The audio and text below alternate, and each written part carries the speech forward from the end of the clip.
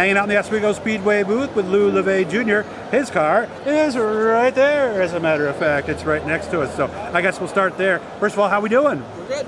How are you? Good. Seeing lots of people you know and all that? Yeah, always nice to come to the show. See some faces you don't see throughout the year. Guys that race in other tracks, other surfaces, dirt racing. Well, it's nice to catch up with everybody, see what they're doing. Certainly. Did you get a new car? What are you doing? That kind of stuff. Yeah, absolutely. Same car? Same car as last year. Small tweaks, conform to the new roll platform, but pretty much same package we had all last year. And that's what we were talking about right before we hit the record button.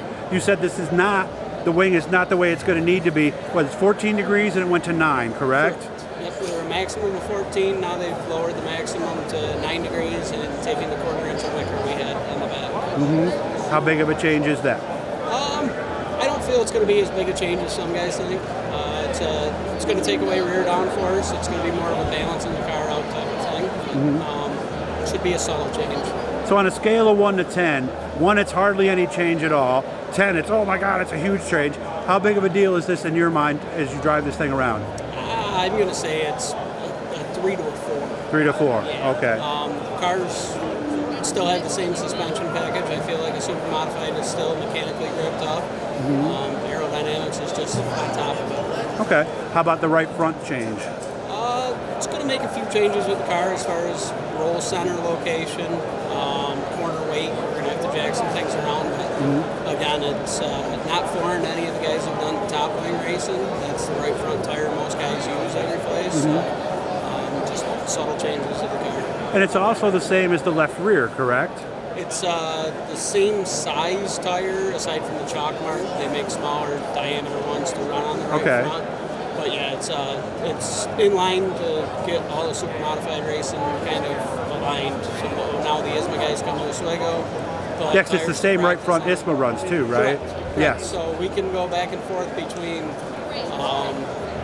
having some used tires to practice on when we go wing racing as the Oswego guys, or the wing guys coming to us at Oswego have tires to already practice on. You have to spend money on buying additional tires. Yeah, and you don't need a tire that's just for one corner of the car either. So from a math and a financial standpoint, it seems like the right move to make too, doesn't it? Absolutely. Yeah, the more we can get everybody aligned, the better off it's going to be for Supermodified. Okay. Is this car ready? It looks it. The car is ready. Small things, we're going to just run through the shocks preventatively, make sure everything's okay there. But we've made all the changes, updates we need to make with it. So if we had a race tomorrow, we'd be there. Nice, nice. And I like that you mentioned the shocks, because there were a couple of people who were like looking under Matt Shepard's Modified, and it's like, you don't think he's really got his locations and stuff on there that he has on race day. There is a little game to be played there, isn't there, Lou? Sometimes, yeah. I mean, if we had anything trick we were going to pull on the car this year, we probably wouldn't bring it to the show to have all eyes on it. But, yeah, it's pretty much the same thing we've had, so we're not hiding anything right now. Yeah, I know people who have played games that way too, and just purposely put stuff in awkward locations. And I've seen guys like, really? They run that Panhard bar up there? Why do they do that? I mean, it is kind of what makes this fun, right? Sure. Half of racing's mental. So, yeah. Anything you can do, you get kind of the monkey see, monkey do thing. You throw other guys a curveball. No, I like that you said that too, because there's the simple parts of racing. I've always said it's pretty simple to follow. Once they go green, there's two things happening. There's cars moving up and cars moving back. And so when you're that guy, how uncomfortable is it when you're the guy moving back, first of all? I don't know. When I'm on the track, I look at it as, everybody's another competitor. It's just another guy to go by. But if you know somebody's on your tail...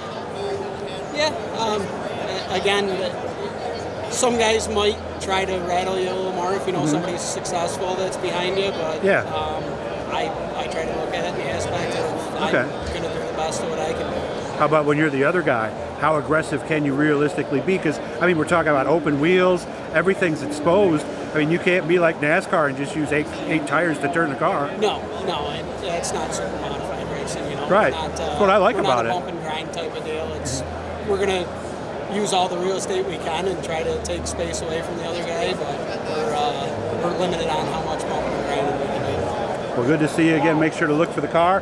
It'll be out this year at Oswego Speedway. He'll be looking to better his standing a little bit from last year. So when you get that first win, you make sure to reach out to me, and I'll make sure we get you on the phone and tell everybody all about it, okay? Absolutely. Good to see you. Guys, make sure to subscribe, turn on the notifications, leave a comment if you'd like, and make sure to hit that like button as well.